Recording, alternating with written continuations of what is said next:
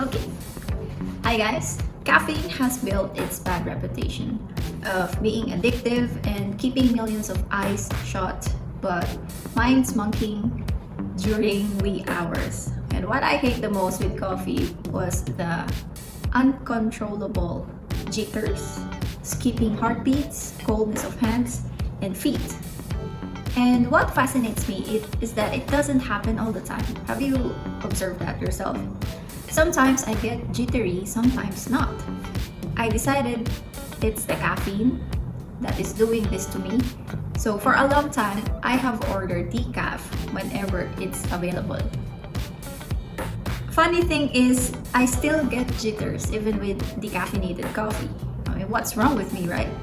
If it's not the caffeine, what's causing me to feel uneasy after a cup of joe? Or is it psychological? Yes, I kind of believe that too.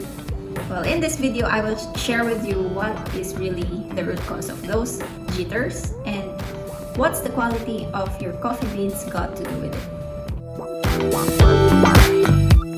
Hi, Jonah of Primal Thinker here, and I want to have a little disclaimer here that I'm not a doctor of any sorts. I'm just a girl in the internet trying to connect the dots, sharing my own experiences with you. And if you're okay with that, please hit the subscribe button and the notification bell so I can share my eureka moments with you. Okay, let's dive in. Jittery after coffee, and you're here to learn that it's not the caffeine. First, let's establish if caffeine is bad for you or not. Let's zero into what caffeine does to your brain. Why do you feel awake when you have your coffee dose? Why? Caffeine blocks the adenosine receptors in your brain. So as you can see, the Y-shaped things on the brain, that's like the adenosine receptors. That is where your adenosine shoot themselves in. And I mentioned in another video, I'll show a card here linking to that video about adenosine and how it makes you sleepy. So if you drink caffeine, these receptors are blocked by the caffeine.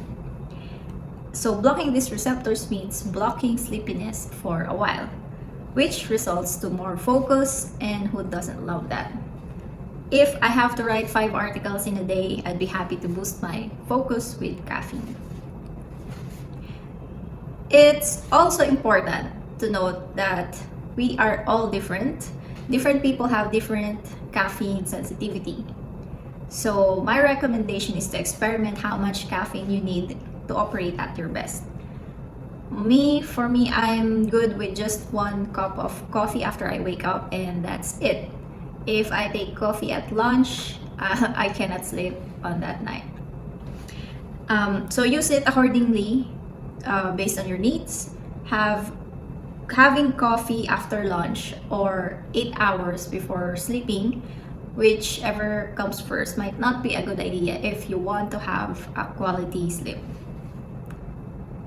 Okay, so now that we have cleared that out of the way, all caffeine does is block the adenosine receptors and not make you jittery and anxious and nervous for hours. So the question now is, if it's not caffeine, what causes the jitters? Okay, mycotoxins. Have you heard of this dangerous sounding compounds? Well, mycotoxins might be seeping into your system without you knowing it. Mold creates mycotoxins.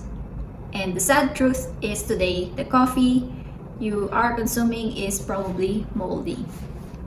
And yes, these are messing up your system, causing jitters, anxiety, and even joint pains. I have observed this on myself as well. And why? Because that is your body telling you that it's toxic, that you have ingested something that is toxic. It's like a signal that don't consume that anymore because it's toxic. So we're going to discuss which coffee is prone to mold. So if you want to upgrade your coffee into something that is not toxic, please continue watching this video. Okay, the probability of moldy coffee goes higher with number one, cheap coffee. Yes, obviously.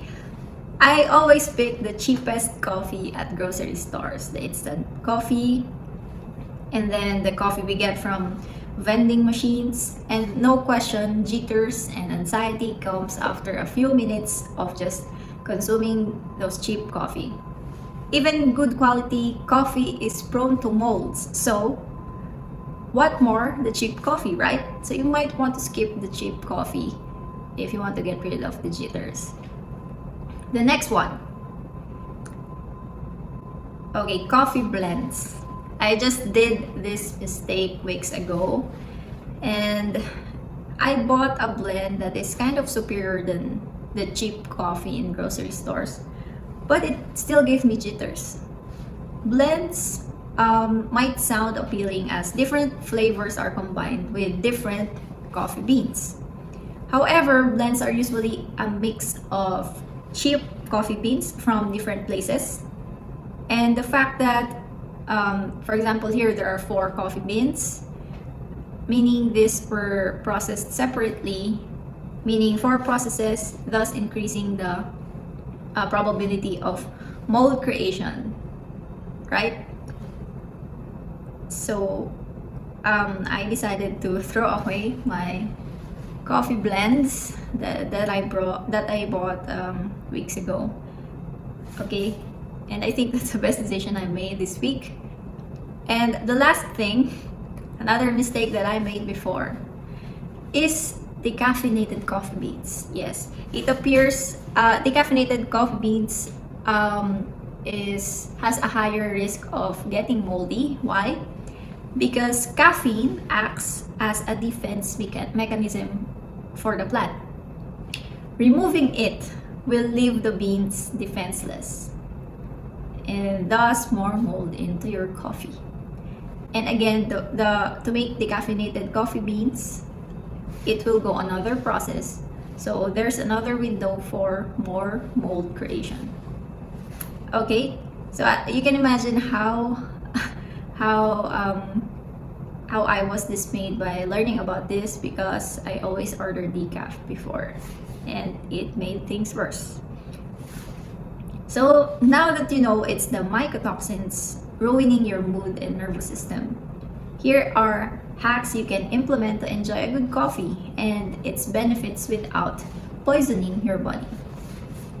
Number 1, choose quality coffee.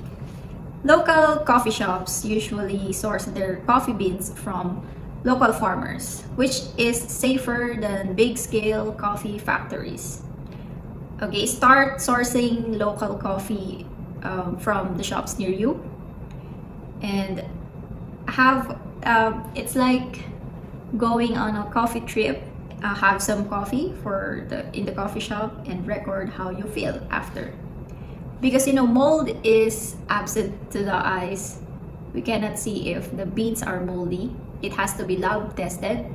So what we can do is just lower the risk of taking in bad coffee. Okay, so number 1, look for high quality coffee. Number 2, specifically pick the Arabica single origin coffee. Why? Because the other one, the Robusta beans, are more prone to mold based on studies than Arabica. And of course, we should choose the single origin because, as I have discussed earlier, different kinds of beans blended into one is more prone to mold creation. So if you have a choice, choose Arabica single origin coffee. And number 3, which I haven't tried yet but I'm wishing to try, is the bulletproof coffee. Dave Asprey is keen about coffee because it's his drug of choice, right? But he cannot enjoy its benefits when molds are everywhere. So he cannot find beans that are not moldy, because coffee beans all around the world are commonly not lab tested. So he created his own farm and manufactured his own coffee beans that is lab tested to ensure that there are no toxins. And that is when bulletproof coffee was born. And due to the pandemic, I cannot order these ones, and it's a little bit pricey. So in the future, I will try this one. Then some final words for you.